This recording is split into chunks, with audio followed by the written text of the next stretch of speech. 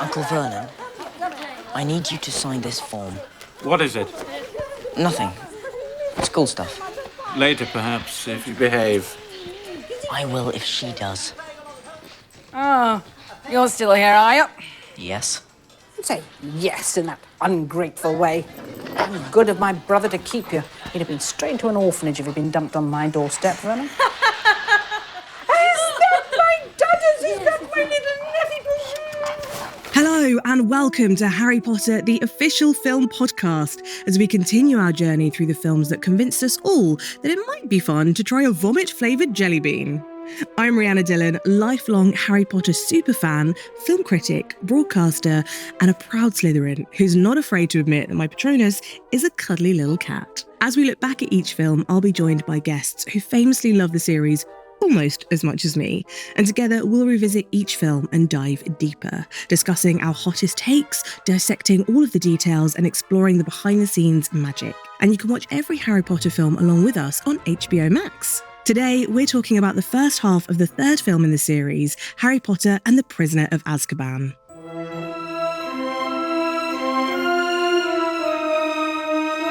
Here with me to share his love of the wizarding world is entertainment journalist and filmmaker, it's Law Sharma. Hi, Law. Hello, I'm so excited to be here. I'm so thrilled to have you here. Oh my goodness. Prisoner of Azkaban. I know. Top tier Harry Potter movie. Let's agree. talk about it. I agree. But first of all, tell me what kind of Harry Potter fan you are. Oh man, I've been a lifelong Harry Potter fan. I feel like I grew up not only with the actors, but, like in school, that was what we talked about. I did like a book report on Quidditch specifically, that's so like what good. the different ball types were. Like Harry Potter has meant so much to me in my life, and I think has been a core part of my personality growing up and loving pop culture and loving filmmaking, to be honest. Yeah. And I feel like I don't even need to ask this because I feel like you're probably repping your house colours already. But what is your house?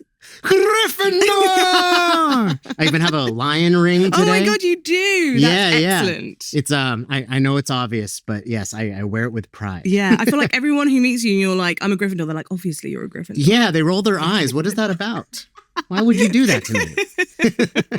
And what about your Patronus? I've gotten different ones over the years. Yeah, same. The most recent and kind of elegant version is the Black Swan I got. Shut up. Yeah, isn't that cool? That sounds so unique. Yeah, it's like a symbol of love, eternal love, of introspection. And I'm like, yeah, that is me. So interesting. Yeah, so cool. And obviously, being from the UK, swans are a very big deal. They are protected by the monarchy. That's right. So there you go. You're a rare protected species. Oh, thank you so much. Love to hear that. And then tell me about your wand. Okay, so my wand, I would like to think that I would have like a phoenix feather core in there. Yeah, who wouldn't, right? Everybody wants that. But you're not Harry. But I'm not Harry, but I really resonate with that troubled young man. You know what I mean? So I would want like a similar organic looking wand, maybe an oak. I don't know. Yeah. Here's the thing. I'm from the Bay Area, so I would love a wand that's like redwood. You know what I mean? Yeah. Or sequoia tree. Yes. I know you're not allowed to do that, but it would be really cool. With a phoenix feather. Because they're protected. Those are protected. Those are our swans up in the Bay Area. That's so funny. If any of you out there haven't yet been sorted or gone through the wand experience or found out what your Patronus is, then head to harrypotter.com for the full experience. And it is really, really fun. It is. Okay, so do you remember what kind of person you were when you first sat down to watch Prisoner of Azkaban? Absolutely. I was, I think, freshly 13 years old. Like I'm the same birth year as Daniel Radcliffe. And so I grew up alongside them. Yeah, I remember same. I did midnight showings starting from Azkaban onward. Did you? Like we would, me and my cousins. Your parents were cool. It was my older cousins. Oh, my older that makes cousins, more Jan, sense. Joanne, they always took care of me. We would prepare snacks for being in line. And back in the day, it was like you really did have to wait until midnight, And so I remember seeing it and being in awe of it because of the big kind of shift change and the visual language and just like the tone of the films. Yeah, so it's like a very vivid memory. We're going to get into all of the changes and, as you say, the visual language. But first of all, we start at the beginning of the film. Harry is committing, I'm going to say, like a minor illegal act. A little baby one. Considering how much emphasis there's been on like not doing underage magic. Totally. It's the first thing we see him do. Under the blanket, he's doing his homework. He's trying to practice Lumus Maxima, like a stressed out night owl cramming for exams. Aunt Marge arrives, immediately insults Harry's parents and basically his entire existence, earning herself the title of worst dinner guest of all time. So understandably, Harry snaps.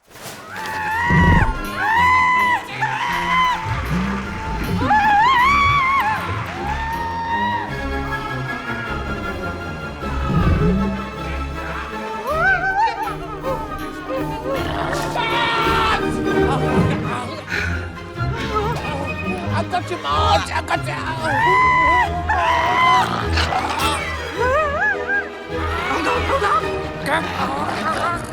Don't you dare! Sorry.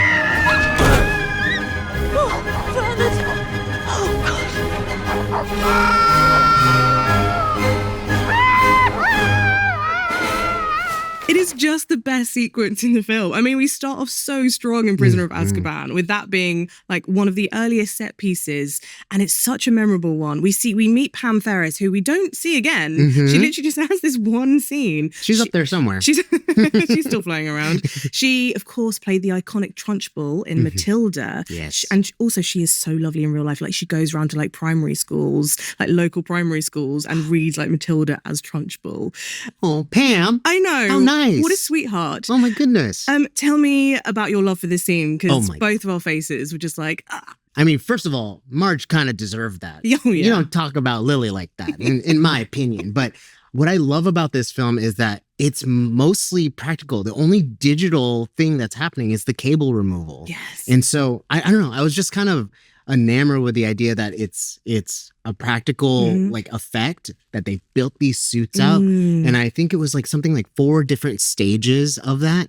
And I don't know, like that's like filmmaking magic. And that's like the kind of stuff that I love about film, you know, it's just like seeing those practical effects come to life and blend in this way that just, I don't know, it felt so magical. And I had read it was like something like 38 different tweed suits. That's a lot of tweed. Oh my goodness. Yeah, like different versions for the different sizes. Can you imagine but the also, wardrobe department on that one? Poor Pam, like just having to sit through that whole experience. I mean, but also what a unique experience to have on set. Like, yes, that's true. You're not how gonna many get that other again. sets are blowing you up into the size of a balloon?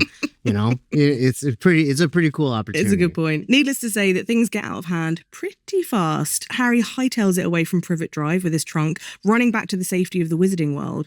Although, what is that grim-looking beast emerging from the shadows? I don't know.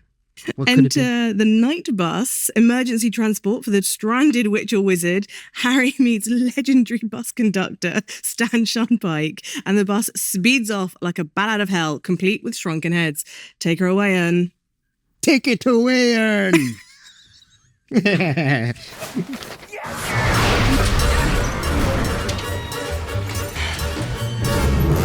Who is that? That man? Who is that? Who is... That is Sirius Black, that is. Don't tell me you've never been hearing of Sirius Black. He's a murderer. Got himself locked up in Azkaban for it. How did he escape? Well, that's the question, isn't it? He's the first one that done it. He was a big supporter of... You know who. Reckon you've heard of him? Yeah. Him I've heard of. What I love about this scene is like the whimsy of it. I love that they're like just in it for the joke. It's very, very funny. And I feel like Alfonso Cuarón brings so much of that to this. But tell me about the night bus. What is your favorite element? Gosh, the night bus sequence is absolutely insane for so many reasons. I love how Stan's like demeanor is. I like that they take time to kind of show you how magic is like practical and lived in this movie. Yeah. It's not all beams of light and stuff. Sometimes it's just invisible magic or like magic moments like this. And from a filmmaking perspective, I love that they use like a technique that was used in like silent film. They were under cranking the camera. So they're shooting. What does that mean? They're shooting at a slower frame rate. And so the bus is actually moving at a normal speed and all the other cars are moving at like a snail's pace. And so when you crank that up inside of the edit, it just looks like it's zooming through. That's and it's like all this motion blur is happening. That's like movie magic. Yeah. And Alfonso was really, really adamant about like not being super reliant on CG. Mm-hmm. And so this is one of those moments where it's just kind of like old school tech, like low tech filmmaking that just like feels magical. Mm-hmm. And obviously there's CG elements, but the night bus being actually built out from a double decker, like cutting on an extra double decker and stacking it on top. Like that is stuff that I love to see in these movies specifically because it's like grounded enough in real life that you're familiar with it, but then it's like elevated to whimsy and magic, and that's Harry Potter for you. But that's why I keep thinking about the films of Harry Potter. They are just like a frame rate away from our normal world. Yeah. Like it has to match in some regards. Totally. And that's what I love. It's just like Owls but extra. Owls but extra. Title of the podcast, way. Can we change it to Owls but extra? That's pretty amazing. So on this bus, Harry learns that Sirius Black, alleged mass murderer and Voldemort's biggest fan, has escaped Azkaban. What is this going to mean for one Harry Potter? Are you ready to dive in? Absolutely. I solemnly swear that I'm ready. Harry's stop on the night bus is the Leaky Cauldron. That's in London. Where he's pardoned by the Minister of Magic himself and gets acquainted with his newest nasty schoolbook. Harry reunites with Hermione, her ugly cat, Crookshanks, and the entire Weasley clan, fresh from a trip to see Bill in Egypt. You looked so offended. We don't talk about Crackerjack Crookshanks like that, okay? Beautiful cat. Did you catch the cameo by Ian Brown from the Stone Roses? I did. He's reading A Brief History of Time by Stephen Hawking. It's so good. He's just stirring with magic. I feel like Alfonso is doing less. It's not like world building from scratch in the same way that Chris Columbus had to do it, but it's fleshing out that world and just making it normal. Yeah, it's that lived in magic. Yes, exactly. Like exactly. This is how people use tools. You know, it's a little bit of magic. I don't use a spoon. I use my magic finger. My magic finger. Arthur takes Harry aside and fills Harry in on the summer's developments, mainly that the wizarding world is quietly panicking about the recent escape of Sirius Black from Azkaban, and Harry has even more reason to panic than most. The reason that Sirius Black has escaped is to come after Harry and seek revenge on behalf of Voldemort. Sirius looks so guilty in his wanted poster. Like, why is he acting like that if he's innocent? I don't know. It's like when you take a live photo and it's like catches those moments right before you start smiling. Maybe it's just like, he was, maybe he's shouting that he was innocent. Yeah, he's falsely accused. So he's upset. So I kind of get it. But yeah, Gary Oldman made him look nutso. Yeah, like he really did. He went all out with that performance. He really did. And I love it though. Like it's so iconic. It is great. And of all of the wanted posters, because obviously like that's become a thing, right? You can get your own. I have my own wanted poster. Do you really? Obviously. Oh my gosh. Anyway, no matter. Off to school. Back on the Hogwarts Express, we meet a knackered Professor Lupin and soon realise that this year's vibe is going to be very dark indeed. The train is stopped by Dementors, soul-sucking creatures in long cloaks that have haunted my nightmares for the last 20 years. That mouth. Their arrival plunges the train carriage into existential despair. Harry passes out instantly. How very Neville of him. Although thanks to Lupin, we learn that chocolate has the power to restore you. So keep those chocolate frogs handy. Absolutely. It's a good reason to have it in your pocket. I would have them on me anyway. So we've talked on a previous episode about how each film maybe has its own subgenre, and this very much is starting to feel like a horror film. Absolutely. So how is Alfonso Cuarón leaning into those tropes in this Dementor carriage scene? Oh my goodness. I think what he does so strong in this film is like the way that he lights and use contrast, like shadow work and versus light. Like even in the Leaky Cauldron, we have that really long take, probably the best long take in the movie, where Arthur is kind of dispelling to Harry, like, this is what's going down. If you see how the light shifts in there, that's the transition tone in the movie, right? Like, we go from bright Chris Columbus, like a little bit warmer, to dark and sinister. And as soon as we're on the train, it stays that way. Yeah. I feel like for the rest of the film, you got that like kind of colder tint. And when the ice starts to creep in and the Dementors show up, that's terrifying. Yeah. That's absolutely terrifying to have no idea of why this is happening. This is the first time that we're seeing Dementors. And Dementors, I don't know what you think, but I think they are the single scariest design in all of the Harry Potter films. They terrify me. It just brings to mind all of those kind of really like nightmarish portraits, like Edvard Munch type things, or just really uncanny, not of this world. Yeah. Like not even close to being human, or not even close to being a creature that we know. Because like if we've been introduced to other magical creatures, we can kind of see where they might have come from our earthly world, our earthly realm. Yeah. This Not doesn't this. have like a parallel to a real world. Exactly. We also meet Lupin for the first time, who is one of my favorite characters. Me too. As soon as he comes in, I'm like, yes, Lupin, That's I'm our sold. guy I right love there. you. Yeah. Favorite teacher of all time. What was your first impression? I mean, first impression is that, you know, like he's been knocking back too many butterbeers. You know Right, what you I think mean? he's an old drunk? Yeah, well, like he was passed out in the cabin. And, you know, generally if I see someone doing that on a train, I'm like, oh, tough day. Yeah. You know? But then he's so kind when he offers the chocolate, when he does the Patronus charm. He just kind of like snaps into place and he's just like, eat it, you'll feel better. You know, it's like I trust you now. You gave me chocolate. Which it's just a horrible way to live your life. Stranger danger. Stranger Did no danger. one teach you that law? No. Well, if someone saves me from a Dementor, And then gives you I'm chocolate. gonna trust them and their chocolate. Fine. You know what I mean? The students arrive at Hogwarts and Dumbledore announces that the Dementors will be stationed around the grounds for safety, which does nothing to reassure the students. Classes begin and Hermione's schedule seems mathematically impossible, while Ron's nine-toed pet rat Scabbers looks, I'm going to say unwell. Maybe let's file that away for later. Yeah. Divination class introduces Professor Trelawney, who immediately predicts Harry's death. While reading tea leaves, she reveals that seeing a giant spectral dog, the Grim, means the end is a-coming. So, should divination even exist as a class? I mean, there's some weird classes at Hogwarts. Why shouldn't divination exist? Because as Hermione says, it's just such a woolly subject. I think I'm so firmly in the Hermione camp about this, but maybe this doesn't come through in the film so much, but maybe you're in the Lavender Brown camp. In the books, she's a very, very big fan of divination. So maybe you actually like the tea leaf reading. Cassiomancy is what it's called. I mean, Hermione's got a point. And she and considering what she's going through in this movie, I can understand the frustration of the time that's wasted in a class you don't want to be in. She could be doing more ancient runes. Come on. Yeah. Hagrid debuts as Care of Magical Creatures teacher. Yay, Hagrid. Hell yeah. And introduces Buckbeak, a proud hippogriff who demands respect.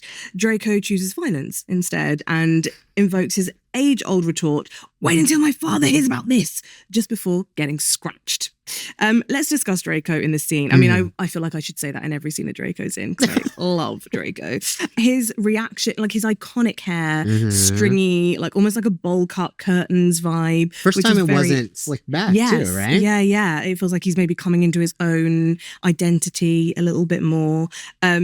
His delivery of, it's killed me, it's killed me. Totally. It's just so good. Totally. Are you a Draco fan? You know, I am a Draco fan. Maybe not when I was younger. Like I thought he was such a punk. Yeah. I was just like, stop being so mean to my trio. You know what I mean? But he is a fantastic antagonist. And Tom does such a good job at making him this like bratty, really punchable wizard. like let's be honest. Yes. You know? But I am a fan of the character for sure. I feel like the kids in this film we're really starting to see them as teenagers now, right? Totally. Because they've been 11, they've been 12, now they are firmly in the teens. They look older, their voices have broken, or they're breaking throughout this film. Totally. So what do you think the kind of general vibe is about teenage angst, and how does that start to creep in around now? I mean, I think it's super apparent in the styling, in the way that they're like can just carry themselves. Yeah. Like everyone's got a little bit more confidence in the characters that they are. And I think we're also at a point in the movies where the actors themselves are taking the acting more seriously. Yes. You know what I mean? I The agree. first two films, Chris Columbus did such a wonderful job, but there's like almost a sterileness to it compared to this movie. Cuarón lets the kids be kids. He lets them be teens. And, you know, we've heard those famous anecdotes about the essays that the kids had to write to like exemplify their characters. Yes. But that goes beyond, you know, it's the wardrobe. Like, how do you want to wear your tie?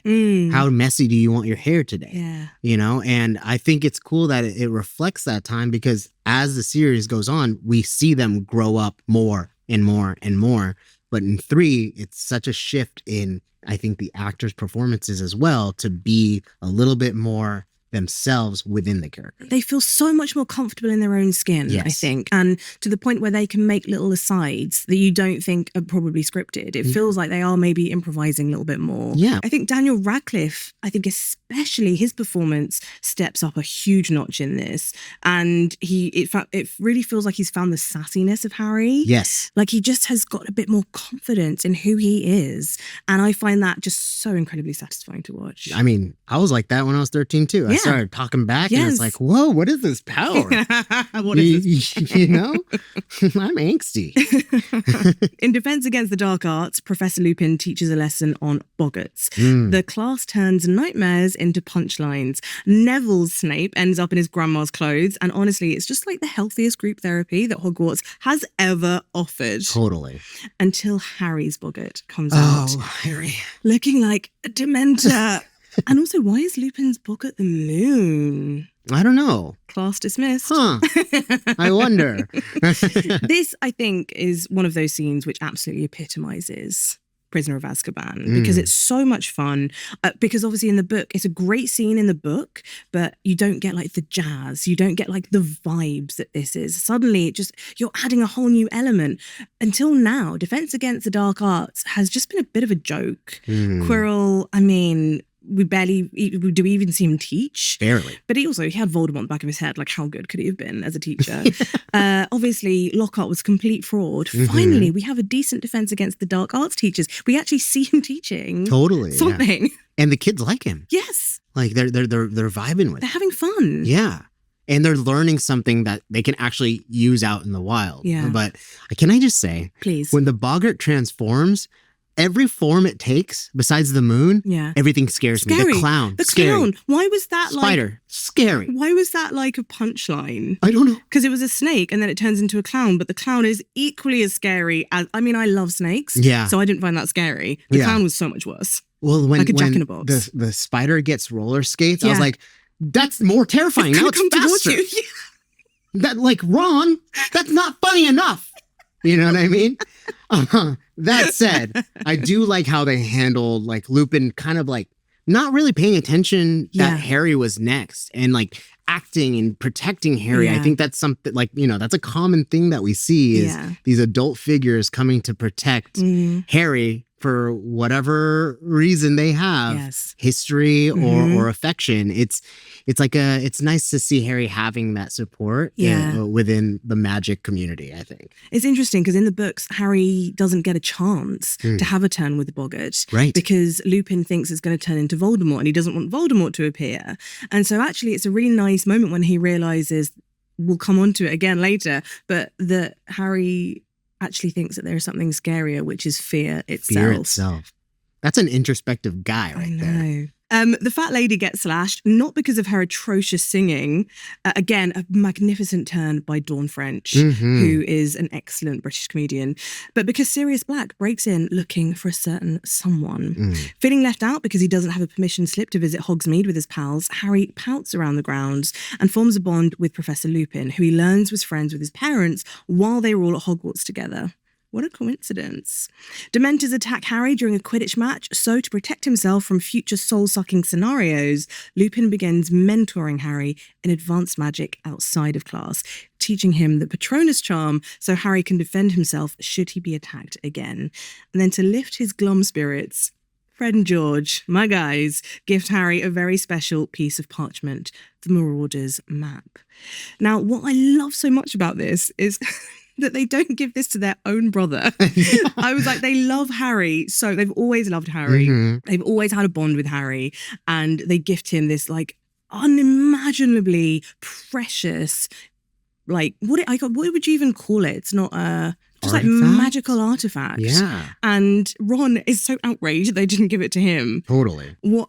Tell me about the Marauders map, which has just like become the definitive iconography of the Prisoner of Azkaban. I mean, the Marauders map is such an interesting thing to see in this universe because it's like the idea of being able to keep track of everyone, and obviously becomes such a great plot point. Mm-hmm. Actually, before they give him the map, it's kind of cool that you see Harry's footprints in the snow, and then it transitions to the footprints on the map. Mm-hmm. I love like that there's like a through line in the imagery, and obviously later in the film, like we get our credits are the Marauders map. Yeah. It is such an iconic prop or artifact. I love the Marauders map. I love the Marauders. And I love that there's history tied in there, you know? And while we don't spend a ton of time with that group in the movies, it is cool to like feel that connection to like this friendship that was formed so many years ago. And then because of that, like Harry's dad's name's on the thing. Yeah. He earned it. You know what I mean? Yeah, yeah. And some people would say like Fred and George are kind of like the new Marauders of this generation. And I totally agree with that. Me too. And I do think that they would want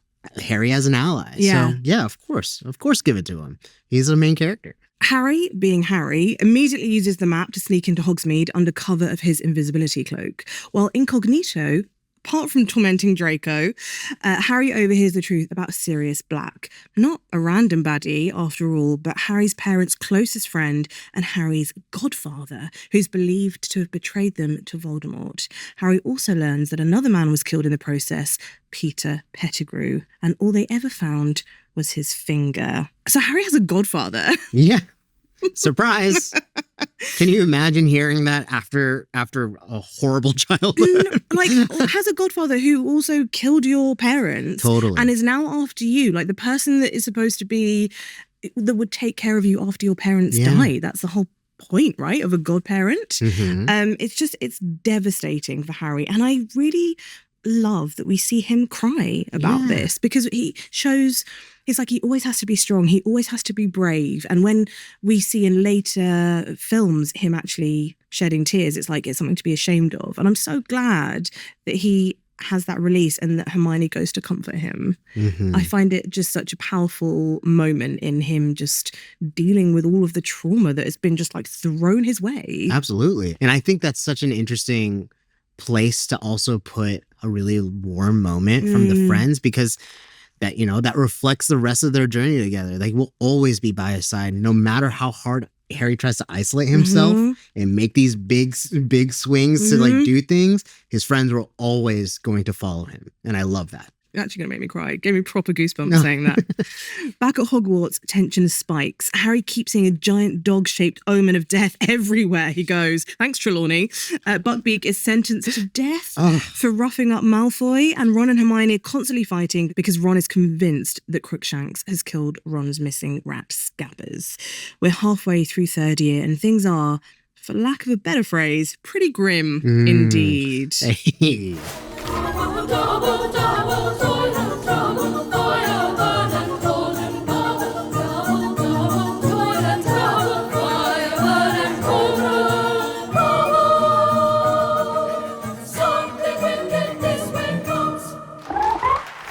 There is honestly so much to unpack. I think for so many people, this is one of their favourite films. Yeah.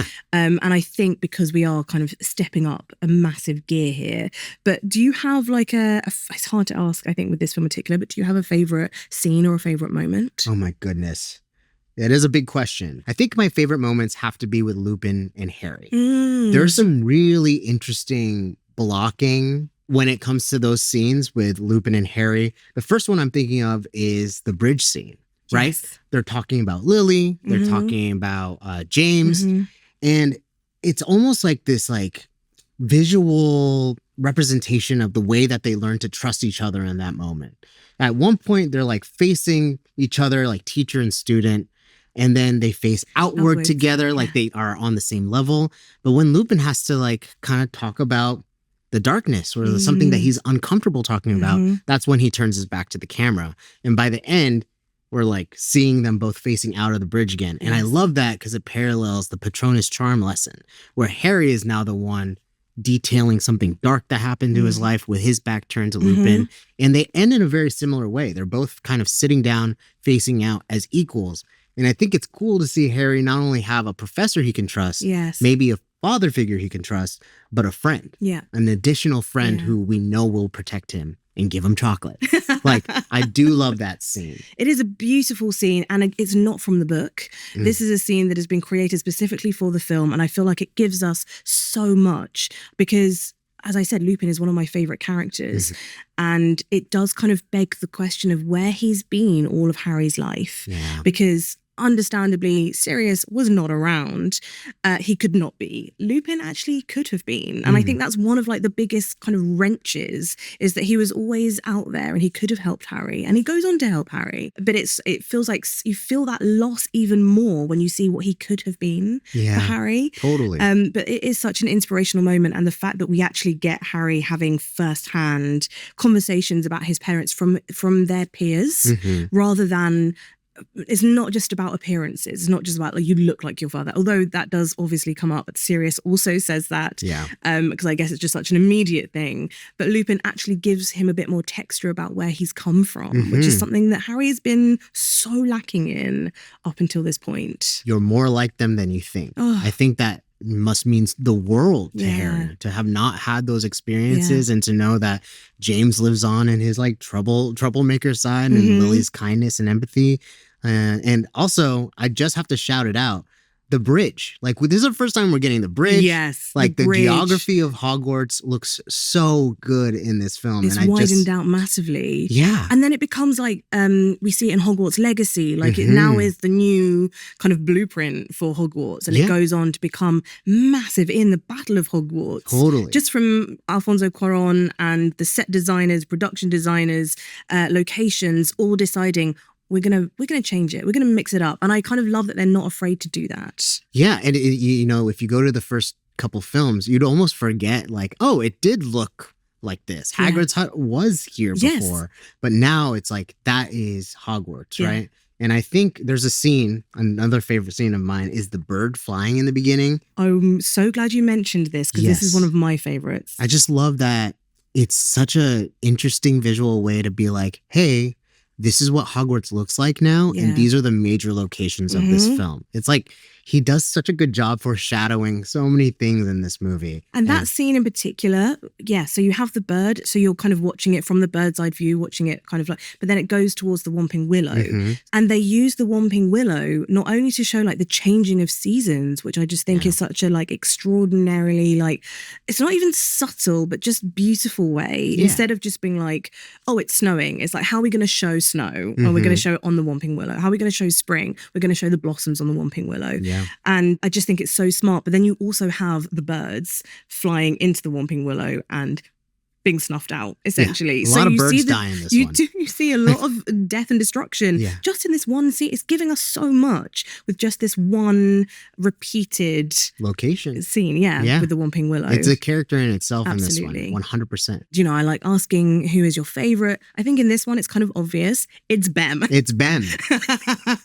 Does everyone know who we're talking about when we say Bem? Cordy, I think is the actor's name. Yeah, it's like trying to catch smoke with your bare hands. Oh my God. Just bars from Bem, I think. I love that scene. He's I love those lines. Great lines, great character. Again, not in the book. He's a brilliant addition. And it's just like, he's just there. He's almost like, he's kind of like the voice of doom. Foreboding. A little bit. Yeah. But in just like such a poetic way. Do you remember watching it for the first time and just being like, who is this kid? Dude, what a downer. Boy one in the credits, but Bem later. I found that out. But I love that line. I love that he gives us like some crazy exposition. But yes, scene stealer 100%. Yeah. And I really like that they don't attribute it to, Seamus Finnegan is there. Yeah. They could do Seamus, but they're kind of like just trying to broaden it out a bit, being like, there are other pupils, by the way. Yeah, this school is like full big. of other students. Yeah. Something else that I love about Cuarón, which we've sort of touched on, like the whimsy of it all and the lived-in magic that you were talking about, it's just all of the background details that I feel like every time I rewatch Azkaban, I see something new every single time, and I've watched it a lot. Yeah. So like, there's like the scene with all of the scenes with the fat lady. Every time because obviously we have the shot on her, and then we have the shot on the kids, and then you see behind the kids, Sir Cadogan is in this shot every single time in like a slightly different way. He keeps like inserting himself into it. So Sir Cadogan is like a massive character. He's a character in the books. Mm-hmm. He basically stands in for the fat lady when she gets slashed by Sirius Black.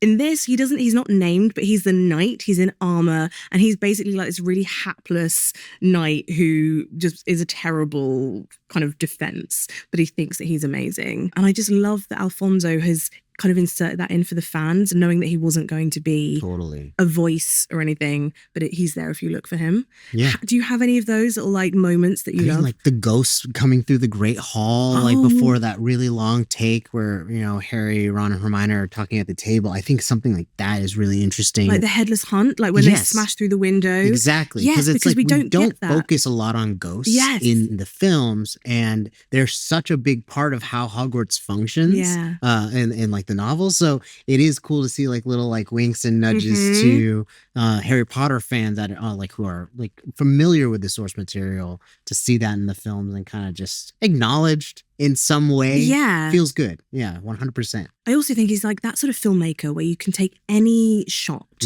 from like any scene and there will be a detail in there that you don't necessarily focus on. But if you look for it, you get like rewarded. Yeah. That's what I feel like. Whenever I watch this film, I feel like I get rewarded with something new. And it's, as a film fan, not just like a Harry Potter fan, but as a film fan, you feel like you're watching somebody who really understands what it is to go to the movies and to have the full experience. It's not about just the plot. It's not about just the main characters. It's about the whole tapestry of what it is to be in this world with them. Yeah, there's such a texture to the way that everything is shot too, because you'd be really hard pressed to find static shots in this movie, and I think that adds to the how dynamic it feels as a whole. But because of that, like we talked about blocking a little bit, but it every scene is blocked in such a perfect way. There's a lot going on, but you don't necessarily notice that as a viewer. You just feel it, and I think that's so big. If you're asking me, one of my favorite details that I just recently noticed is that when we get to the Buckbeak scene, Buckbeak poops. Yes, I didn't know that. He does. I was like, oh my god, Buckbeak just pooped. Amazing. And that's so like lived in magic. You know what I mean? Like that's so realistic. Because horses be pooping. Yeah. And he's half horse. And so do hippogriffs, exactly. But if we're going to go down the poop route, the Minister for Magic, Cornelius Fudge, when he's outside the Three Broomsticks, also steps in actual horse poo. Because he because Madame Rosmerta is like telling him off for sending Dementors into her pub, and he like steps back from her straight into like a horse pat. Now I got to rewatch the movie again. It's so good, which is a good thing. Yeah, always.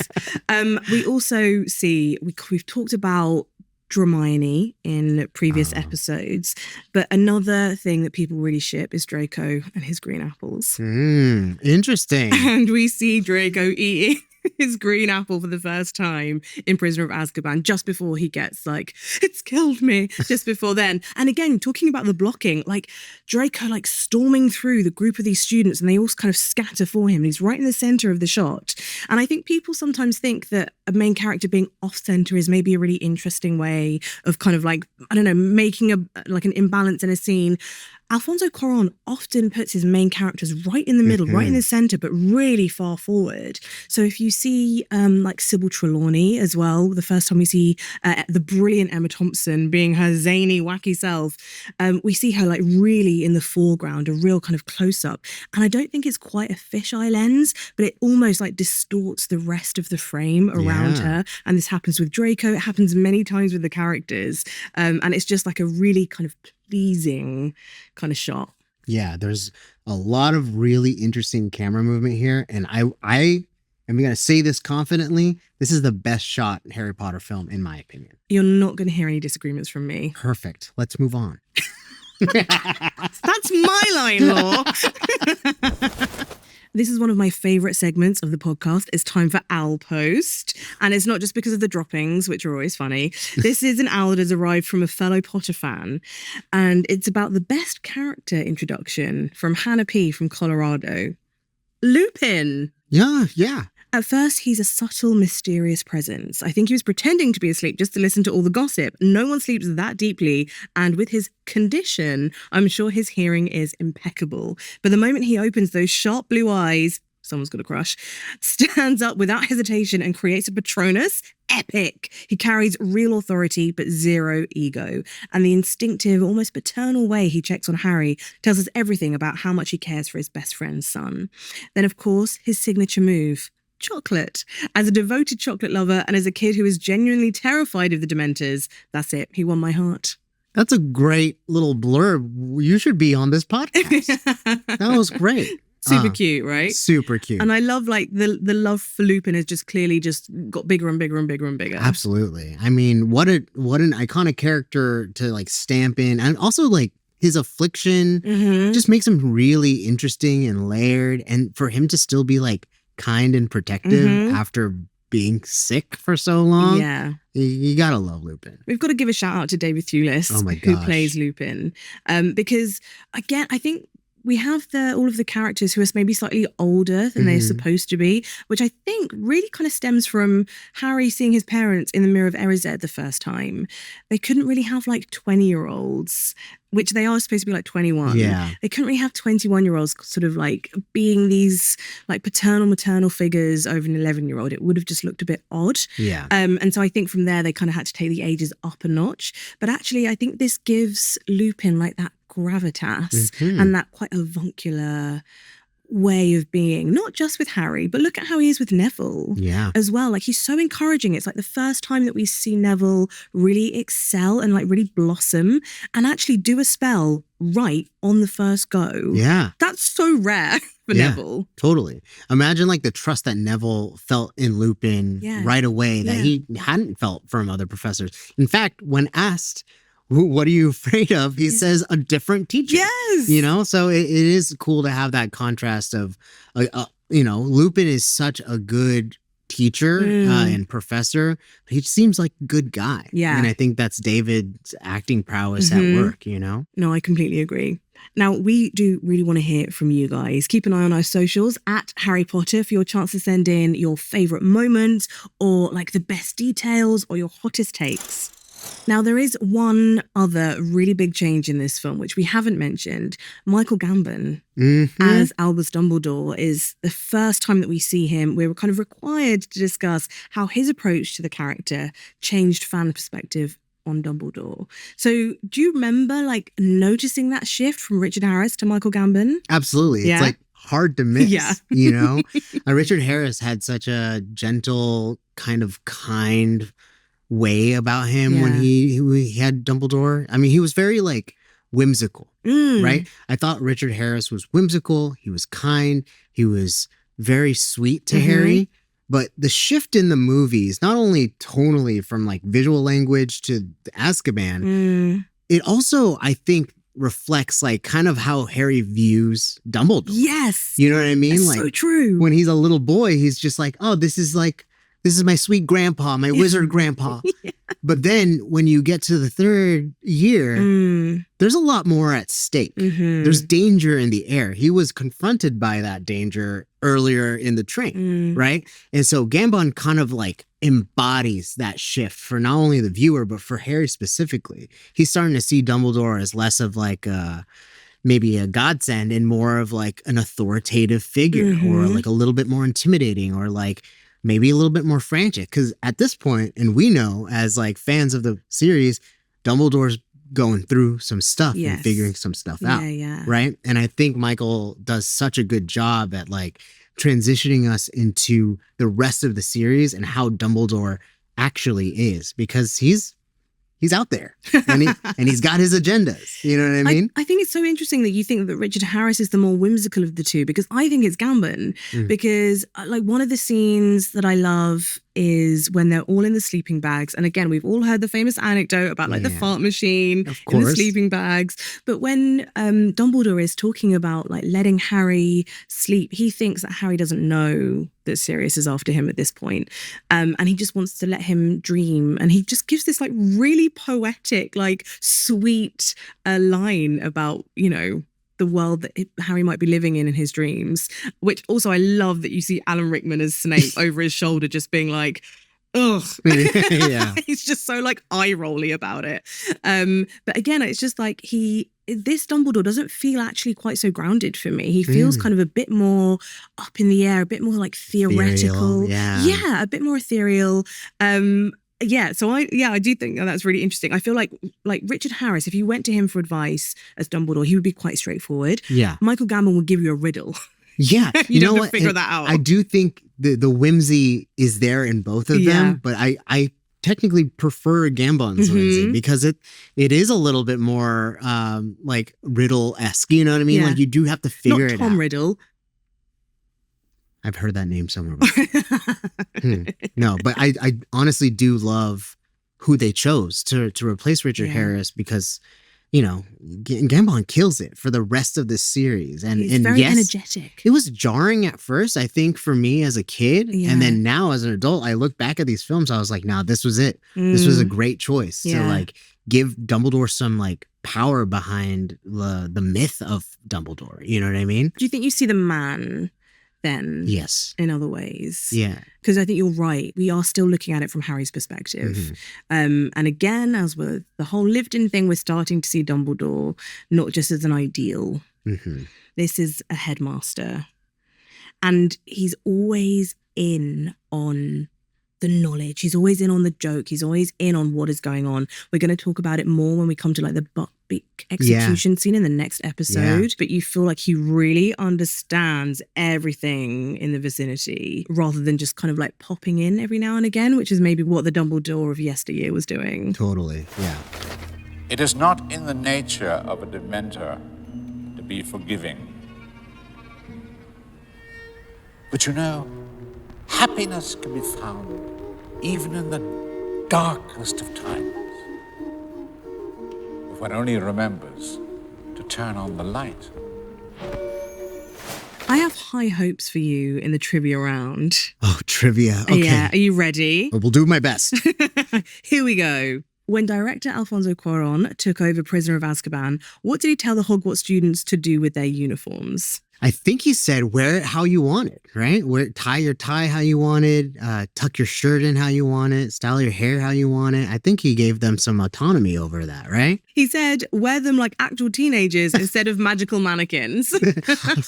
That's great. Poetic. That's an artist at work right there. I will definitely give that to you. Okay. Because essentially he was like, you do you. You're a teenager. Yeah. Wear them like that. Imagine that. Telling a teenager to be themselves. Oh my God. Okay, what does Hermione really think of Professor Trelawney? Does she think that she's an old fraud, that she's a wise wizard, or she's a great professor? No, we know this one. That's A. She is not a fan of Trelawney. She's not a fan of reading tea leaves. Shout out to my girl Hermione. She knows what she likes. Wait, can you remember what the reading the tea leaves is called? Oh my God, you just told me. I did. No. Teomancy? Tessiomancy. Oh, which is pretty close. Never. No pun there. You tried. I did. What important skill does Hagrid teach his Care of Magical Creatures class, which Draco clearly doesn't listen to? Let me show you. You know what I'm saying? You just got to bow to the hippogriff. Wait, am I the hippogriff in this situation? Right now, because of the gray? Yes. Rude. I'm so sorry. I am not bowing back. I'm in my Draco era right now, which means because you're not bowing back, you could smack me. You got to back away. Yeah. Fast, Law. Well, it's okay. I got obstacles in the way. I will run. I guess I have to give that to you. You're smashing through these. I love Hagrid's enthusiasm for, like, he's so excited for his first class and he's so excited to show off Buckbeak. I'm so devastated for him that Draco ruins it all. Yeah, but Draco would be doing that. Yeah, he does do that. You do that. What highly disruptive event leads to Gryffindor losing the Quidditch Cup? Oh, my goodness. The Dementors infiltrating the field. They're not supposed to do that. You're not supposed to be on the pitch, Dementors. I do love that it does give us like this Albus Dumbledore moment. Yes. No? Arresto momentum. Yes. Oh, so good. Yeah. Oh, great POV shot too. Although I will say, as a real fan of Quidditch, I find it so upsetting that they lose the House Cup, because in Prisoner of Azkaban, actually they win the House Cup. It's the only time that Harry wins. Yes. And Oliver Wood gets his moment. I mean, yes, in this match, he is trying to drown himself in the showers afterwards, but I do feel like he gets like this, the thing that he's always wanted, and I always want that for Wood, and we are robbed of that in Prisoner of Azkaban. It's my only gripe. It's my one gripe. You and I share that same love for Quidditch and that same opinion. And same love for Oliver Wood? Yeah, I mean, like, he's a pretty cool guy. Yeah, he is. I like that, Oliver Wood. Okay, you did very, very well. Now, if any of you want to try your hand at a bit of trivia, I think you'll do quite well. Visit harrypotter.com/quiz to test your knowledge. It is time for my favourite bit of the podcast. It's the trolley. Hey. I'm going to reward your hottest take, or if you have like a burning question or a detail that I might have missed, with something sweet from the trolley. So tell me, what do you have? First thing that comes to mind today is, why can't Harry Potter stay on his broom? Yeah. Here, I'm a big Quidditch connoisseur. I love it. I do think the films could have done a better job showing more of Quidditch. And this is the first time. There can always be more Quidditch. There can always be more Quidditch. But this is the first time that we see Harry fail at a Quidditch match. He loses a game. Yeah, it's unheard interesting. of. But of course, there's like a Dementor interference. But like, if we go back to like the first movie, catches it in his mouth, falls off his broom. The second one, he loses his bones. Like, that's crazy. He has his arm broken and then falls off his broom. You know what I mean?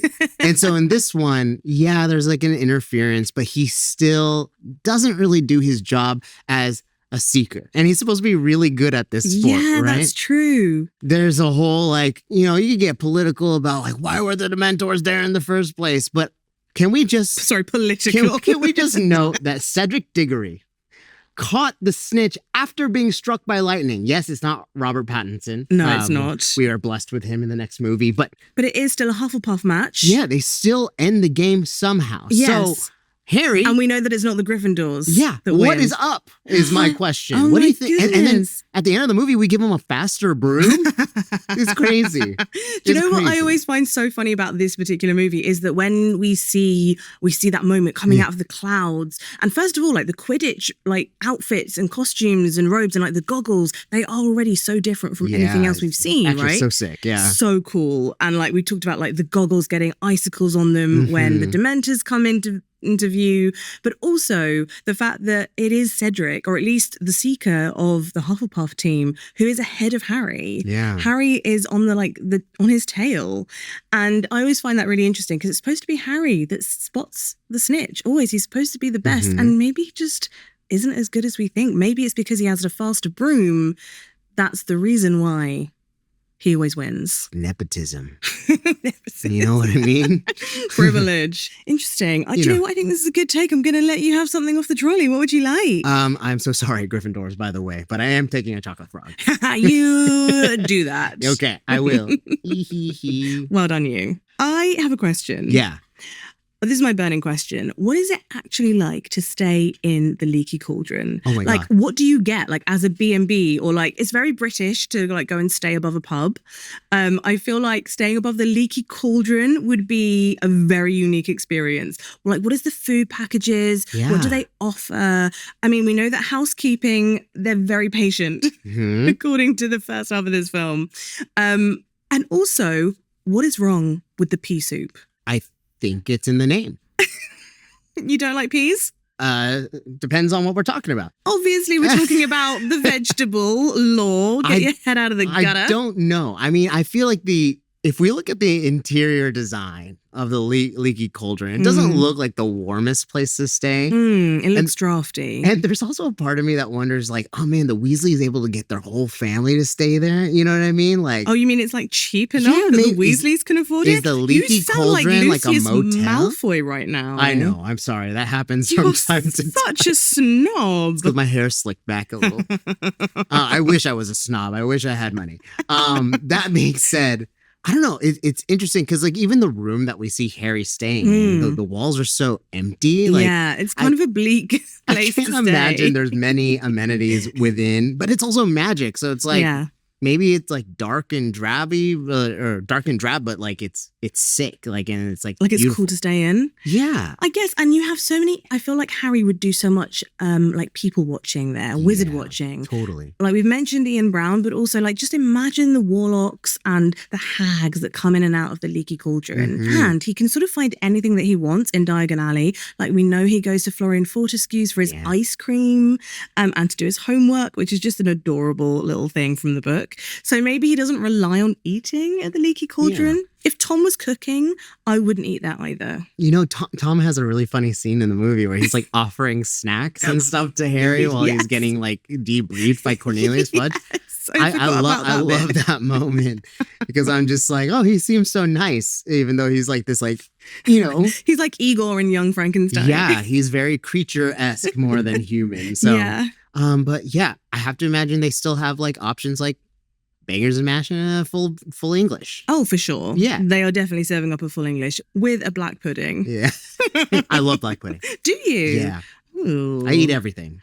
Do I get a treat? Of course you get a treat. What have I not had? I don't know. We got everything here. Do you know what? Peppermint toads. Peppermint toads. Hey, amphibians. You and me. Yay! Hey. Okay, thank you, Trolley. You've done your job. Now you can leave. Adios. So we've reached the midpoint of Prisoner of Azkaban, where the vibes are getting darker and the story that everyone's been telling Harry about Sirius Black is starting to seem a little bit suspicious. Next episode, Laura and I continue on to the conclusion of Prisoner of Azkaban, where the truth comes into focus, time bends, and nothing and no one is quite as it seems. Ooh. Spooky. I can't wait. Honestly, this film is so good, and the way it concludes, can't wait to talk about it. Join us on our film-by-film look back through the series and rewatch every Harry Potter film on HBO Max. In the meantime, we want to hear from you. Share your thoughts and keep up with the latest from us on social media at Harry Potter. As we make our way through the series, we'll be checking the comments to dissect your burning questions and your hottest takes. Until then, trust the map, watch the shadows, and maybe don't believe the first story that you're told. Bye. See you next time. Ronald has lost his rat. I haven't lost anything. Your cat killed him. Rubbish. Harry, you've seen the way that bloodthirsty beast of hers was always lurking about. And Scabbers is gone. Harry Potter, the official film podcast, is produced by HBO Max in partnership with Pod People.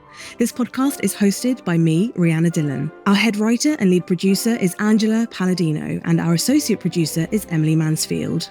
Our line producer and production manager is Hannah Pedersen, casting by Brianna Frapart. Production design done by Liz Klakowski and her team Kevin Fallon, Marcel Banks, Jeff Cross, and Amelia Caceres. Our technical director is In-Sung Huang, along with camera operator Nick Gregorio.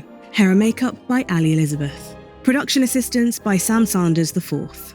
Our video editor is Susanna Vasquez, and the show is mixed by Carter Wogan and Marina Pais. From the HBO Max podcast team, Alison Cohen-Sorokach, Michael Gluckstadt, Becky Rowe, Kenya Reyes, and Erin Kelly. Special thanks to Emily Brandon and Reese Allgood from the Harry Potter digital team. Thank you for watching and listening, and we'll see you next time.